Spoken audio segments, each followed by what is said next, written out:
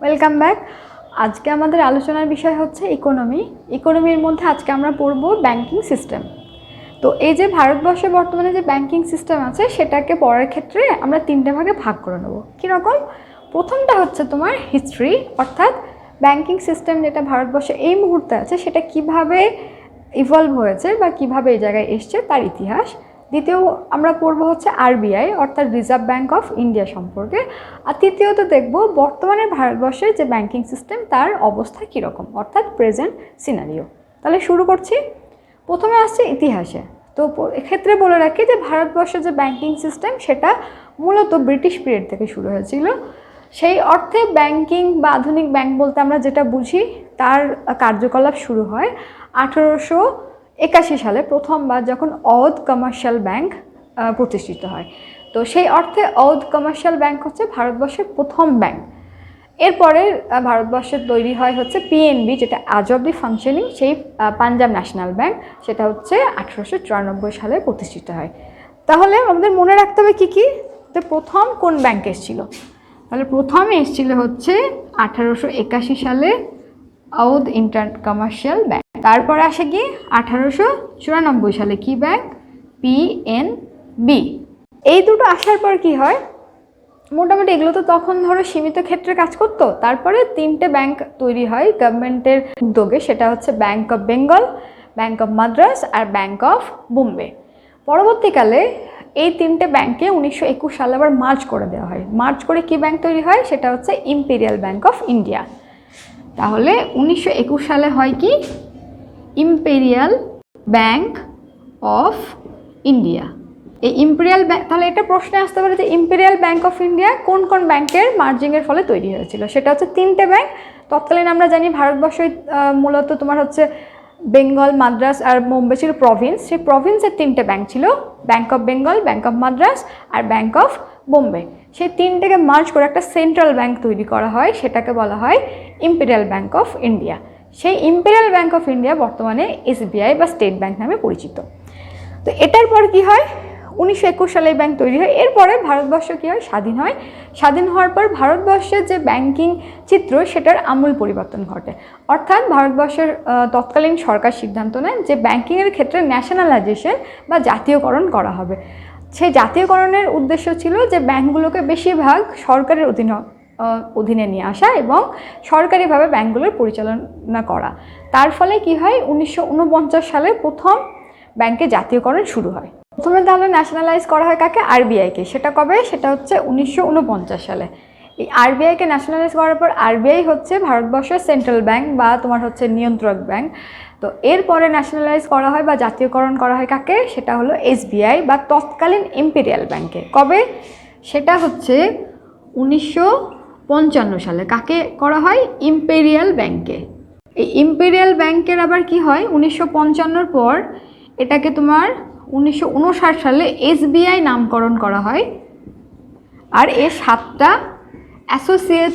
Associate বা সহযোগী ব্যাংকের সঙ্গে যোগ করা হয়। তাহলে এটা হচ্ছে তোমার আরবিআই আর এসবিআই, যে দুটো এখন বর্তমানে ভারতবর্ষের মূল ব্যাংকিং কাঠামো, যার উপর নির্ভরশীল বা যারা মূল নিয়ন্ত্রক, সেই দুটো 1949 থেকে 59 সালের মধ্যে ন্যাশনালাইজ করা হয় এবং তাদের যে চেঞ্জেসগুলো করা হয় সেগুলো হচ্ছে বর্তমানে ভারতবর্ষের ব্যাংকিং সিস্টেমকে এই জায়গায় দাঁড় করিয়েছে।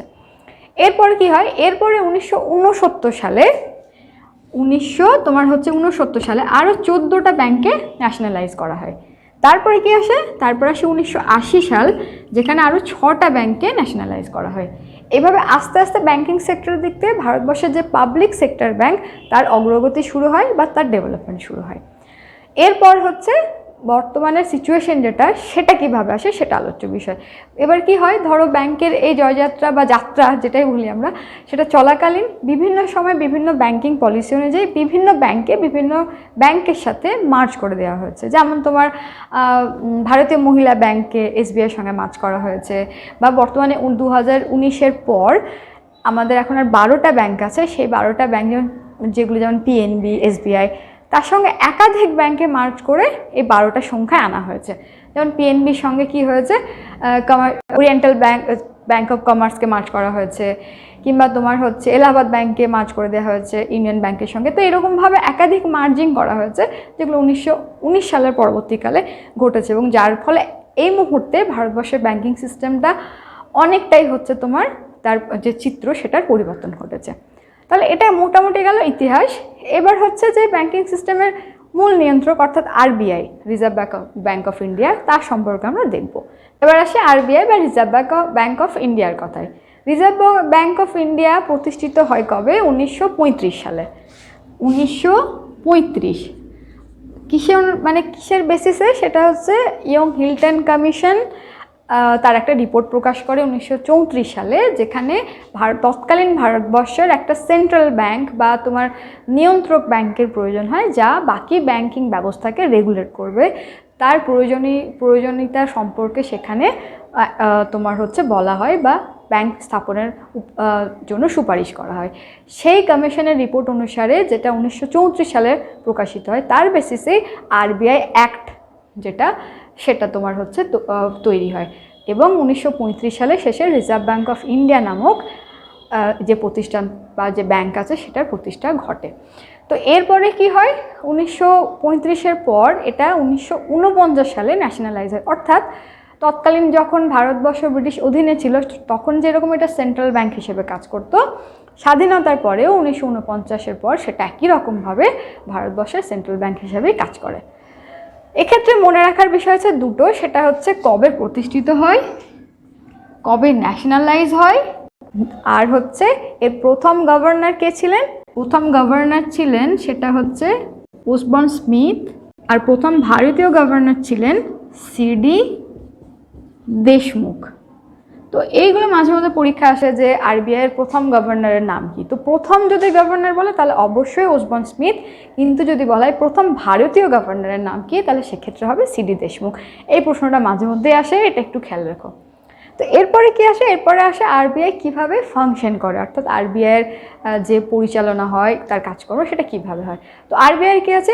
বোর্ড অফ ডিরেক্টরস আছে। সেখানে কি আছে? 14 জন ডিরেক্টরস আছেন, একজন গভর্নর থাকেন, 4 জন ডেপুটি গভর্নর থাকেন, আর থাকেন একজন গভর্নমেন্ট অফিসিয়াল।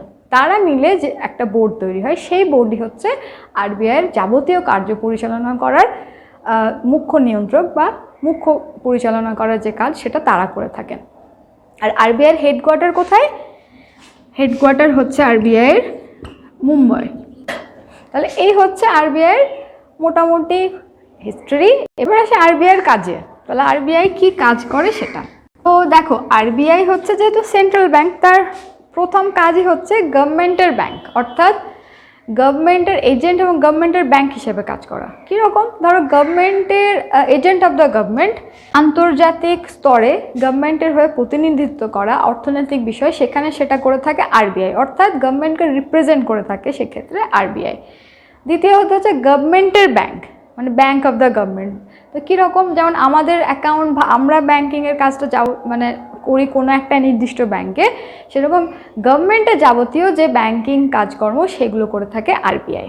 তাহলে তৃতীয় থাকে ব্যাংকার্স ব্যাংক। তাহলে ব্যাংক অফ দ্য গভর্নমেন্ট হলো, আর হবে ব্যাংক অফ গভর্নমেন্ট, আর হবে ব্যাংকার্স বা ব্যাংক অফ ব্যাংকস। একই রকম যত কমার্শিয়াল ব্যাংক আছে বা তোমার হচ্ছে তাদের যে ব্যাংক বা তাদের নিয়ন্ত্রক হচ্ছে আরবিআই। কীরকম? ধরো ইন্ডিভিজুয়ালি আমাদের অ্যাকাউন্ট থাকে ব্যাংকে, সেখান থেকে আমরা কি হয়, আমরা ক্রেডিট নিই বা লোন নিই, তার অনুযায়ী আমাদের হচ্ছে ব্যাংকিং যে বিভিন্ন কাজকর্ম সেগুলো ব্যাংকের থ্রুতে আমরা পরিচালনা করতে পারি। তো সেরকমভাবে ব্যাংকের যে কাজ সেগুলোকে নিয়ন্ত্রণ করে বা ব্যাংকের ব্যাংক হিসেবে কাজ করে কে? আরবিআই, যার কাছে ব্যাংকগুলো তাদের লোন নেয়, ব্যাংকের নিজের সম্পত্তি তাদের কাছে গচ্ছিত রাখে। অর্থাৎ আমরা ব্যাংকের কাছে যে ফেসিলিটিসগুলো পাই, প্রায় সিমিলার ফেসিলিটিস বা সিমিলার কার্যকর্ম ব্যাংকের হয়ে করে থাকে আরবিআই। আর এখানে মনে রাখার বিষয়, আরবিআইয়ে কোনো সাধারণ লোকজন অ্যাকাউন্ট খুলতে পারে না। আরবিআই হচ্ছে ব্যাংকের ব্যাংক, এই জন্যই বলা হয়। এরপর আসে কি বলতো, মানে রেগুলেশন অফ ক্রেডিট। মানে ক্রেডিট যেটা আমরা বলি যে মনিটারি পলিসি, যেটা খুব গুরুত্বপূর্ণ একটা অংশ, ক্রেডিট কন্ট্রোল কিভাবে হয়, অর্থাৎ ঋণের যে ব্যাপারটা আছে সেটা রেগুলেশন করে আরবিআই। অর্থাৎ ভারত সরকার যে ঋণ নিচ্ছে সেটার ক্ষেত্রেও, আবার হচ্ছে দেশের মধ্যে যে ব্যাংক আমাদের গ্রাহকদের ঋণ দিচ্ছে তার যে পলিসি, তার যে রেট ইত্যাদি নির্ধারণ করার সম্পূর্ণ এখতিয়ার হচ্ছে আরবিআই। অর্থাৎ আরবিআই হচ্ছে ক্রেডিট কন্ট্রোল বা রেগুলেশনের মূল অথরিটি। আর আসে কি রেগুলেশন অফ ফরেন এক্সচেঞ্জ। সেটা কি? সেটা হচ্ছে তোমার ফরেন এক্সচেঞ্জ অর্থাৎ বৈদেশিক যে মুদ্রা, বিদেশ থেকে কত মুদ্রা নিয়ে দেশে ঢুকতে পারবে, দেশ থেকে তুমি কিভাবে নিয়ে যেতে পারবে, তোমার এক্সচেঞ্জ কিভাবে হবে, তার রেট নির্ধারণ করা। সেখানে আন্তর্জাতিক যে তোমার হচ্ছে পলিসি বা আন্তর্জাতিক যে বাজার তার সাথে সাম্যতা বা এবং বর্তমানে আমাদের আভ্যন্তরীণ অবস্থার সঙ্গে অর্থনৈতিক পলিসির যে নির্ধারণ হয় সেই বেসিসে বৈদেশিক মুদ্রার বিনিময় ইত্যাদির ব্যাপারে সম্পূর্ণ দেশের মধ্যে নীতি নির্ধারণের ভূমিকা পালন করে আরবিআই। আর কি আছে? আর আছে তোমার হচ্ছে issuing of notes and coin. মানে আমরা যে ডে টু ডে লাইফে নোটগুলো ব্যবহার করি বা কয়েন ব্যবহার করি তার ইস্যুইং অথরিটি হচ্ছে আরবিআই। প্রিন্টিংয়ের ক্ষেত্রে আরবিআইয়ের এখতিয়ারভুক্ত বিভিন্ন সংস্থা আছে যারা তোমার হলো নোট প্রিন্ট করে, যদিও কয়েন মিন্টিংয়ের ক্ষেত্রে সেটা আবার তোমার হচ্ছে অর্থ মন্ত্রণালয় যেটা আমাদের সেন্ট্রাল গভর্নমেন্টের আছে সেখান থেকে হয়। তাহলে মূলত ইস্যুর ক্ষেত্রে যে কোনো ইস্যুইং অফ কারেন্সির ক্ষেত্রে মূল বা হচ্ছে মেন বা একমাত্র অথরিটি হচ্ছে আরবিআই। এরপরে আসে কি? এরপরে আসে তোমার যে ইনফ্লেশন কন্ট্রোল বা তোমার হচ্ছে ইকোনমিক ডেভেলপমেন্ট ক্ষেত্রে যে মনিটারি পলিসি নির্ধারণ হয় তার নির্ধারকও হচ্ছে আরবিআই। তাহলে আরবিআই এইভাবে বিভিন্ন যে কাজ করে তার কি বলতো, তার মূলত দুটো উদ্দেশ্য। এক হচ্ছে কন্ট্রোল অফ ইনফ্লেশন অর্থাৎ মুদ্রাস্ফীতি নিয়ন্ত্রণ করা, আর দুই হচ্ছে স্টেডি ডেভেলপমেন্ট অর্থাৎ ইকোনমিক ডেভেলপমেন্ট যেটা বা অর্থনৈতিক উন্নতি বা উন্নয়ন সেটাকে স্টেডি বা তোমার হচ্ছে সেটাকে বজায় রাখা। এই দুটো জিনিসকে উদ্দেশ্য করে বা দুটো উদ্দেশ্যর ওপর লক্ষ্য রেখেই বাকি পলিসিগুলো আরবিআই নির্ধারণ করে। এবার আরবিআইয়ের কাজটা তো বললাম, তাহলে আরবিআইয়ের কাজ তার লক্ষ্য হচ্ছে মুদ্রাস্ফীতি নিয়ন্ত্রণ আর অর্থনৈতিক উন্নয়ন, আর তার কাজ হচ্ছে এই যে ক্রেডিট কন্ট্রোল বা তোমার হচ্ছে foreign exchange regulation, issuing of currency ইত্যাদি। আর এইসব করার জন্য আরবিআই কী করে? কিছু পলিসি নির্ধারণ করে। কি পলিসি? সেই পলিসিটাকে বলা হয় মনিটারি পলিসি। আর সেই পলিসি নির্ধারণের ক্ষেত্রে আরবিআই কী হয়? ক্রেডিট কন্ট্রোলের জন্য কিছু রেট আছে, সেই রেটগুলোকে নিয়ন্ত্রণ করে।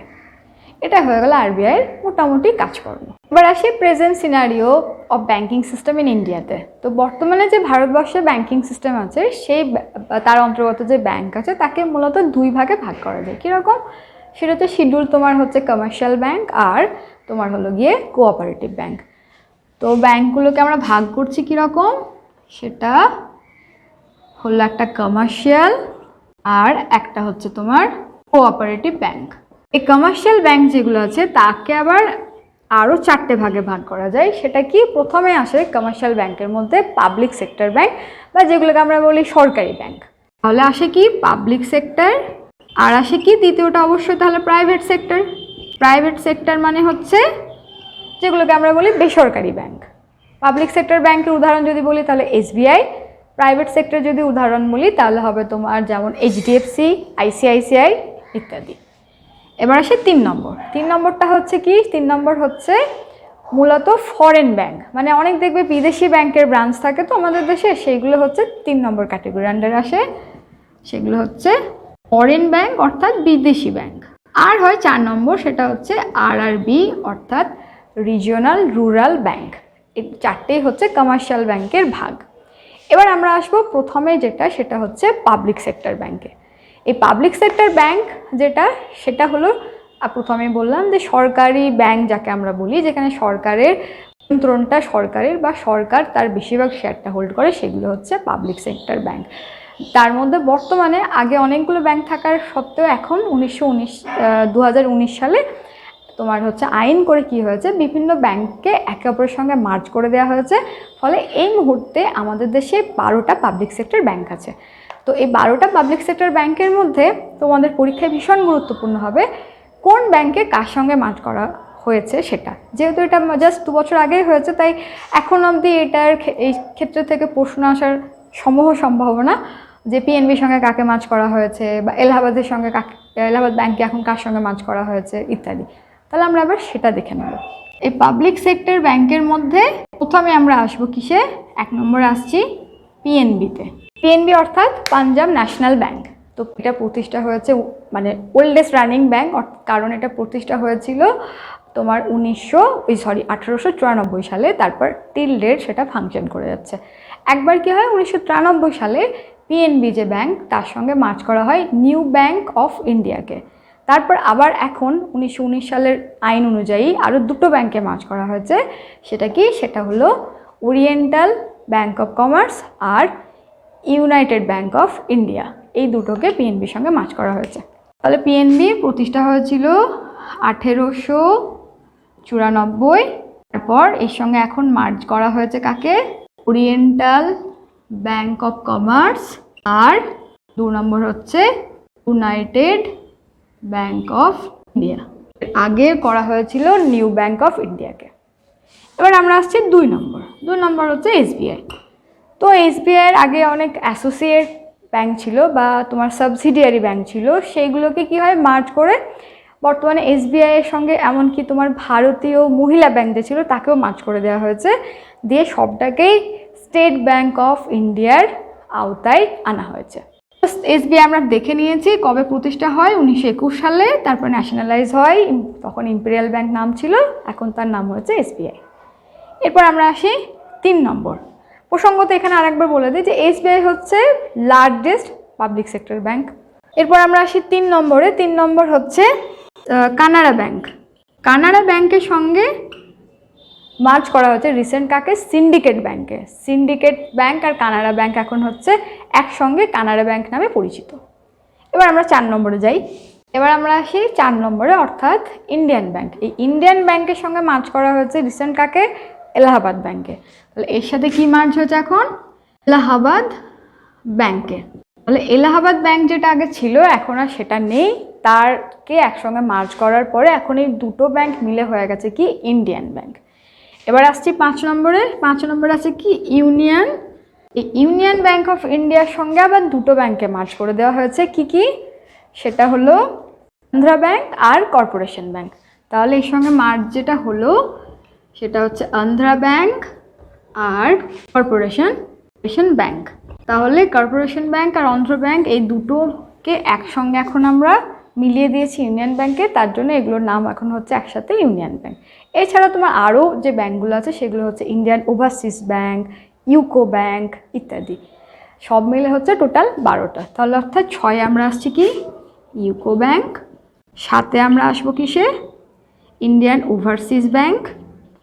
এই ওভারসিজ যে ব্যাংক সেটা কিসের মূলত কাজ করে বলো তো? সেটা হচ্ছে যে বৈদেশিক আদান প্রদান হয়, সেটা ওভারসিজ ব্যাংকের থ্রুতে মূলত হয়ে থাকে। সেটাই হচ্ছে ইন্ডিয়ান ওভারসিজ ব্যাংকের একটা গুরুত্বপূর্ণ বৈশিষ্ট্য বলতে পারো।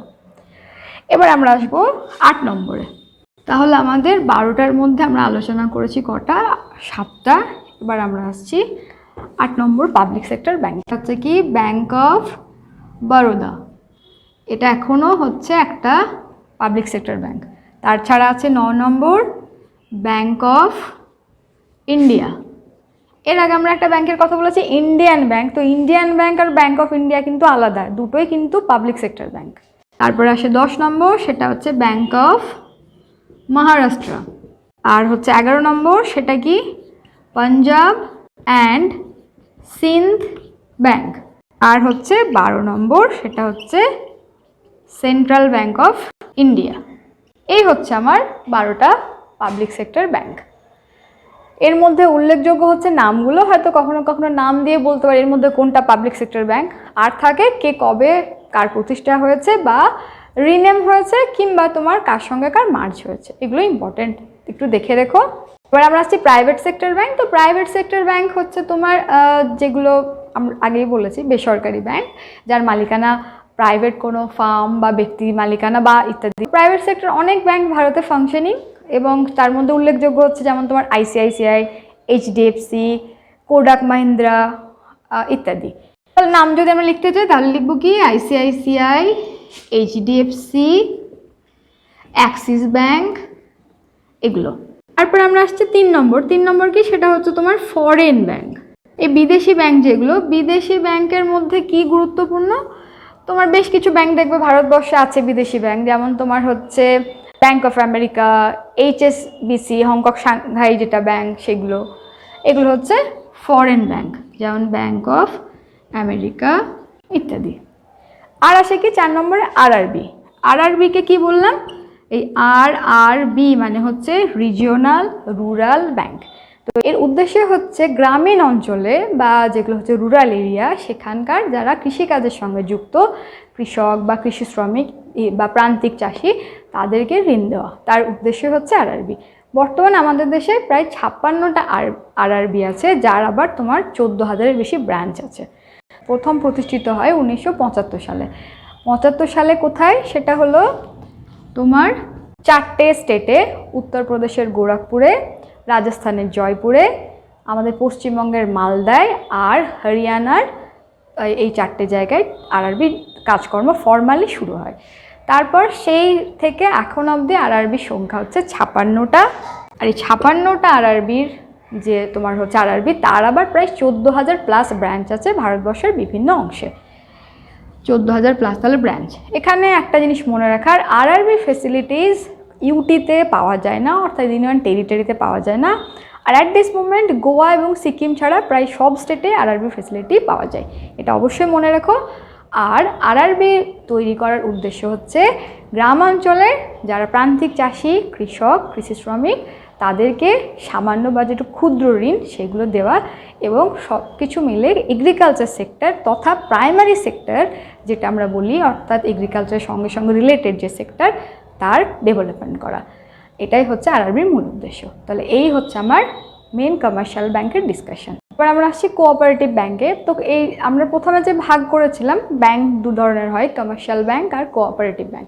তো এই কোঅপারেটিভ ব্যাংকগুলো হচ্ছে কমার্শিয়াল ব্যাংকের থেকে আলাদা, তাই তো এদের ভাগ করা হয়। এ প্রসঙ্গে একটু বলে নিই, কমার্শিয়াল ব্যাংক হচ্ছে বিজনেস পারপাসে তৈরি, এবং সেক্ষেত্রে প্রফিট ম্যাক্সিমাইজেশনটাই হচ্ছে মূল উদ্দেশ্য। তার যে অপারেশন এরিয়া সেটা অনেক বড়, সেখানে যে কেউ গিয়ে তোমার হলো গিয়ে অ্যাকাউন্ট করতে পারে, এটা হচ্ছে কমার্শিয়াল ব্যাংক।